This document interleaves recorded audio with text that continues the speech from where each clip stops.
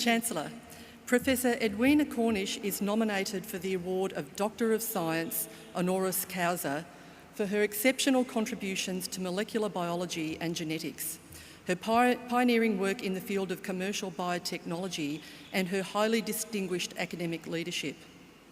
After obtaining a PhD for her molecular microbiology research in the microbiology and biochemistry departments of the University of Melbourne, Edwina Cornish took up a postdoctoral position in the university's School of Botany. In 1988, she joined the newly established plant biotechnology company Calgene Pacific, later Florigene. During this time, she was responsible for developing and commercialising the world's first genetically modified flowers. Her leadership established global research and development and marketing operations in the biotechnology industry, which significantly enhanced Australia's expertise in the commercialisation of science. In 2000, Edwina Cornish was recruited to the University of Adelaide as Deputy Vice-Chancellor Research, DVCR, where she was instrumental in increasing the competitive research funding for the university and the establishment of a number of research centres. Then, over a period of 12 years as DVCR at Monash University, she oversaw a dramatic increase in NHMRC and ARC grant funding and the expansion of research activities and facilities across science, medicine, nanotechnology, engineering and climate science. Her leadership was recognised in 2012 with her appointment as inaugural Provost and Senior Vice President at Monash, a position she held until retirement. Edwina Cornish has made a number of valuable contributions to the governance of community and government organisations. She has made similar contributions internationally and continues to serve the community in governance roles with the Commonwealth Scientific and Industrial Research Organisation, CSIRO, and La Trobe University. Chancellor, I present to you Emeritus Professor Edwina Cornish, AO, for admission to the degree of Doctor of Science honoris causa.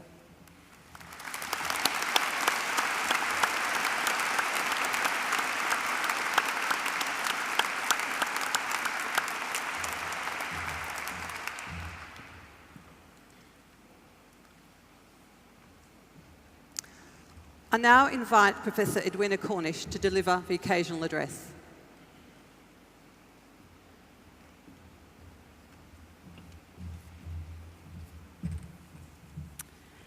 Well, good morning and congratulations to everyone graduating today.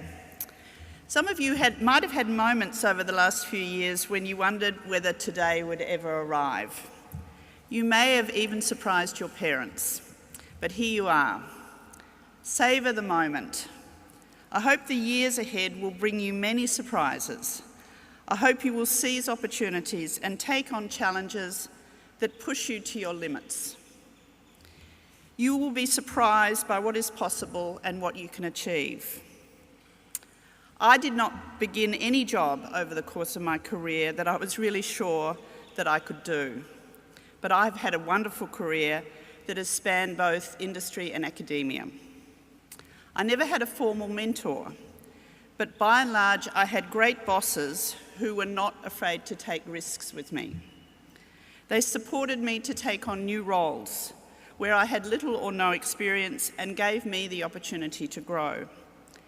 And when I look back, there were many deeply satisfying surprises.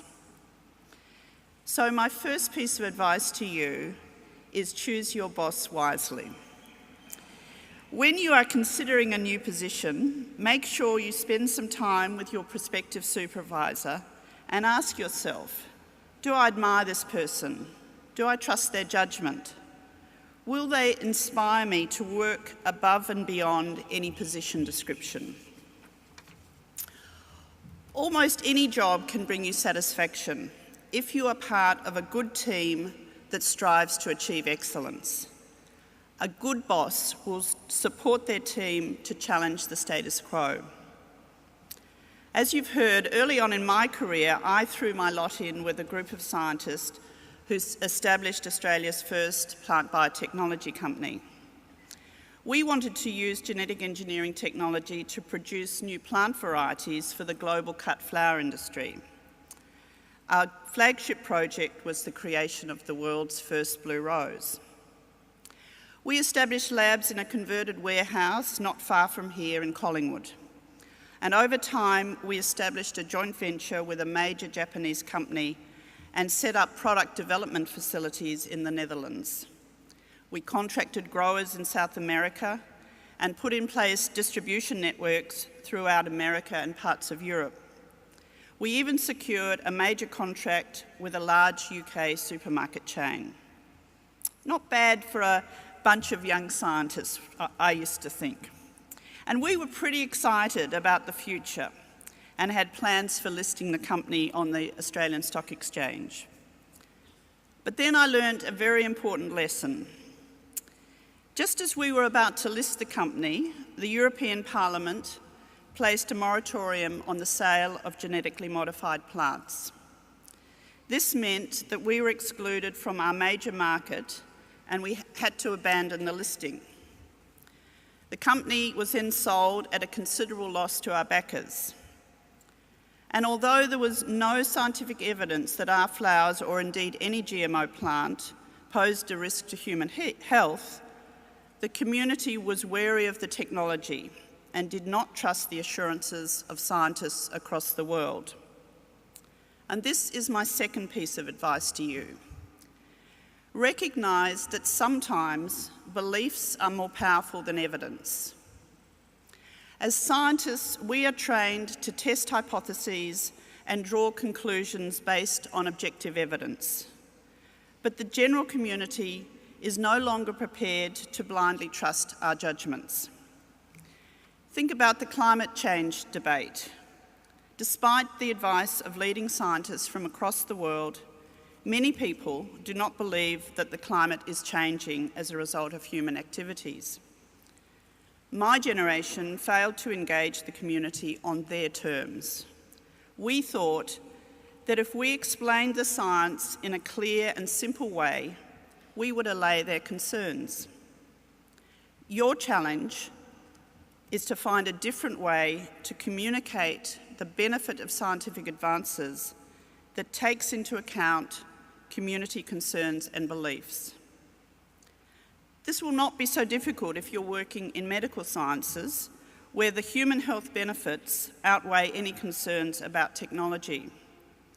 In other fields, such as artificial intelligence and data science, it will not be so easy. Please remember that most people do not enjoy the benefit of a scientific education. After selling the company, I moved back into academia, as you've heard, and initially I was the Deputy Vice-Chancellor Research at the University of Adelaide. I knew nothing about university management, and I still marvel at the risk the university took in employing me. But I then went on to spend a total of 16 years in the university sector, and over that time I worked with some extraordinary people from over the world. I am very grateful for the education I received here at the University of Melbourne.